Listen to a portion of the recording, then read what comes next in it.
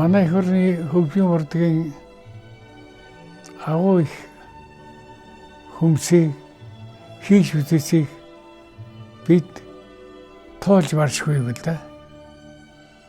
Гончхөвлага, дамтын суранга, мөрдөржуга, чөдөөнга, намсаажуга, увсын харбагш, фадаржуга, дарамлагдуга гээд олон хүмсүүдийг дурдууд тоолж барахын аргагүй их бүтээтэй их юм хийсэн ард түмний цоёнгээр үсгэж өөрийнхөө амьдралыг зориулсан ийм агуу хүмсийн бүтээлүүдээр манай гурван тайнараа байна.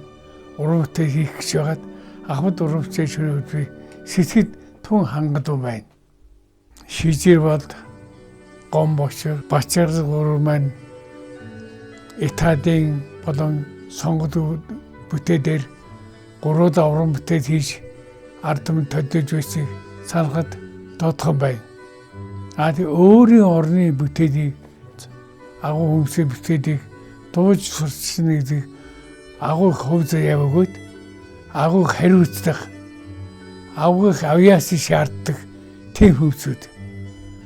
Манай Ахмад үеийнхэн хийж бүтээхдээ хийсний чигээ хийж бүтээсэн шиг бүтээж чаддаг тийм агуу хүмсүүд байсан.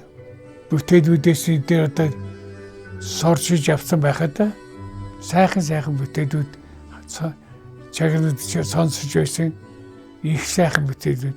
Тэр улсуудын хийсэн бүтээлүүд нь ард түмний дунд домог болсон. Хүний шигрээ салдаг, аялж явдаг.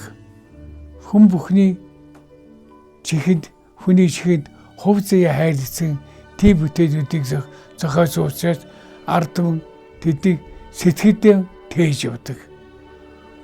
Өнөөдөр дэх агуу хүмсүүдийн хийсэн бүтээлийг энэ гурван дуучин маань сайхан дуулаад ард түмэнд төрүүлдэг тэр нэжгсэн алгасчээр дашитар Бурхны орноос тэд хардхай ходноо.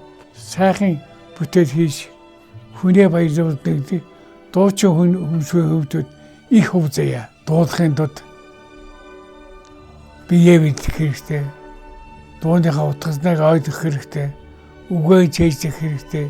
Хүний сэтгэд хүртэл дууддаг тийм амар биш. Гэхдээ хийхийн төдөө манай залуучууд зүтгэж байгаа нь их сайхан.